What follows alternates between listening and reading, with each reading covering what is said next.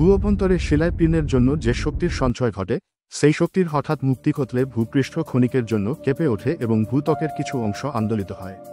এই রূপ আকস্মিক ও ক্ষণস্থায়ী কম্পনকে ভূমিকম্প বলে। কম্পন তরঙ্গ থেকে যে শক্তির সৃষ্টি হয় তা ভূমিকম্পের মাধ্যমে প্রকাশ পায়। এই তরঙ্গ ভূগর্ভের কোনো নির্দিষ্ট অঞ্চলে উৎপন্ন হয় এবং উৎসস্থল থেকে চতুর্দিকে ছড়িয়ে পড়ে। ভূমিকম্প সাধারণত কয়েক সেকেন্ড থেকে আধা মিনিট স্থায়ী হয়, তবে কিছু কিছু ভূমিকম্প 8 থেকে 10 মিনিটও স্থায়ী হয়। মাঝে মাঝে কম্পন এত দুর্বল হয় যে তা অনুভব করা যায় না। কিন্তু শক্তিশালী ও বিধ্বংসী ভূমিকম্পে ঘর বাড়ি ও ধন সম্পত্তির ব্যাপক ক্ষয়ক্ষতি হয় এবং অসংখ্য প্রাণহানি ঘটে। সাধারণ জ্ঞানে ভূমিকম্প শব্দটি দ্বারা যে কোন প্রকার ভূকম্পনজনিত ঘটনাকে বোঝায়, সেটা প্রাকৃতিক অথবা মনুষ্য সৃষ্ট যাই হোক না কেন।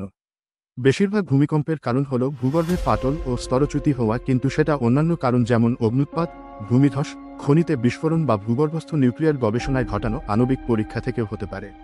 ভূমিকম্পের প্রাথমিক ফাটলকে বলে ফোকাস বা হাইপোসেন্টার। এপিসেন্টার হল হাইপোসেন্টার বরাবর মাটির উপরিস্থ জায়গা।